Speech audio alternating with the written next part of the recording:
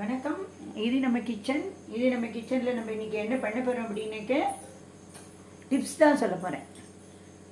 இப்போ ஏலக்காயை பொடி பண்ணணும் உங்களுக்கு அப்படின்னா, பொடி ஆக மாட்டேங்குது அப்படின்னா வானலியில் போட்டு ட்ரை ரோஸ்ட் பண்ணிக்கணும். ட்ரை ரோஸ்ட் பண்ணிவிட்டு நல்லா ஆறினோடனே அதுக்கு தகுந்த அளவுக்கு எவ்வளோ ஏலக்காய் இருக்கோ அதுக்கு தகுந்த அளவுக்கு நம்ம சர்க்கரையை போட்டு சின்ன ஜாரில் மினி ஜாரில் பவுட்ரு பண்ணினோம்னா நைஸாக வந்துடும். அதை ஒரு டப்பாவில் போட்டு ஸ்டோரேஜ் பண்ணி ஃப்ரிட்ஜில் வச்சுட்டோம்னா நம்ம தேவைப்பட்ட போது யூஸ் பண்ணிக்கலாம்.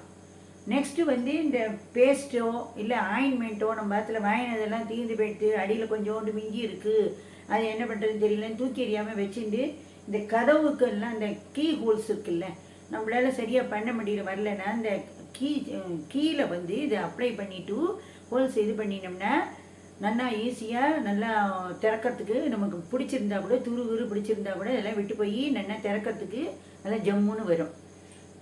இன்னும் வேறு என்ன டிப்ஸ் அப்படின்னா, இப்போ பஜ்ஜிக்கு நம்ம கடலை மாவு அரிசி மாவு இதெல்லாம் கலந்து பஜ்ஜி பண்ணுறோம்னா நம்ம சமையல் சோடா போடாமல், சமையல் சோடா வயிற்றுக்கு கெடுதல், சமையல் சோடா போடாமல் நம்ம பஜ்ஜி நல்லா உப்பி வரணும் அப்படின்னா ஒரு 2 டேபிள் ஸ்பூன் அளவுக்கு மாவுக்கு தக்க அளவுக்கு ஒரு கரண்டியோ அரை கரண்டியோ சுட்ட எண்ணெய் சூடாக அடுப்பில் பஜ்ஜிக்காக வச்சுருக்கிற எண்ணெயிலேருந்து எடுத்து விட்டுண்டு பத்தாததுக்கு நம்ம வீட்டில் இட்லி மாவோ தோசை மாவோ இருக்கும், அதை எடுத்து அது ஒரு கரண்டி எடுத்து அதோட மிக்ஸ் பண்ணிவிட்டு நம்ம பஜ்ஜி பண்ணினோம்னா பஜ்ஜி நல்லா உப்பிட்டு மெத்துன்னு வரும், சாஃப்டாக வரும். அப்புறம் அதேமாரி நம்ம சாம்பார் வைக்கிறோம், கொஞ்சம் கண்டு வரணும் அப்படின்னா அரிசி மாவு கரைச்சி விடலாம். அரிசி மாவு கரைச்சி விடுறது விருப்பம் இல்லாதவா கடலை மாவு இருந்தால் கடலை மாவும் கரைச்சி விடலாம்.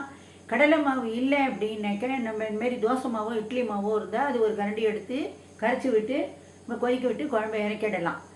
மோஸ்ட்லி இதெல்லாம் கரைச்சி விடாமல் குழம்பை நன்னா வச்சா தான் அது டேஸ்ட்டு நன்னா இருக்கும். இது ஆப்ஷன் தான். அதுக்கப்புறம் உங்களுக்கு இன்ஸ்டண்ட்டாக நீங்கள் மாவு தோசை வாக்கணும் அப்படின்னா, மாவு பத்தலை அப்படின்னா, இட்லி மாவு தோசை மாவோ இருக்கிறது பத்தலை அப்படின்னாக்க அந்த மாவோட கொஞ்சம் கடலை மாவு மட்டும் மிக்ஸ் பண்ணி ஒரு 10 நிமிஷம் ஊற வச்சுட்டு நம்ம தோசை வாத்தா ரொம்ப நன்னா வரும், தோசை வரும். அதுவே இல்லை அப்படின்னா ரவையை இருக்குன்னா ரவையை ஒரு 2 கரண்டியோ ஒரு கரண்டியோ தேவையான எடுத்துட்டு அதில் கொஞ்சமாக தயிரை விட்டு நம்ம நல்லா ஊற வச்சுட்டு அதுக்கப்புறமா ஒரு 10-15 நிமிஷம் கழித்து இந்த இட்லி மாவையோ தோசை மாவையோ கலந்து பார்த்தோம்னா ரவா தோசை மாரி நல்லா மொறுன்னு வரும். அதுலேயே இந்த இட்லி தோசை மாவு காணாத அன்னைக்கு கோதுமை மாவு 2 கரண்டி போட்டுண்டு, இல்லை ராகி மாவு என்ன மாவு இருக்கோ அந்த மாவை 2 கரண்டி போட்டு கரைச்சி அதில் ஒரு கரண்டி மோரோ தயிரோ விட்டுட்டு ஒரு 10-15 நிமிஷம் கழித்து வார்த்தினாக்க தோசை நன்னா வரும். தோசை தேவையான அளவு நம்ம அட்ஜஸ்ட் பண்ணி வார்த்துடலாம். நீங்களும் இதேமாரி பண்ணி பாருங்க. நன்றி, வணக்கம்.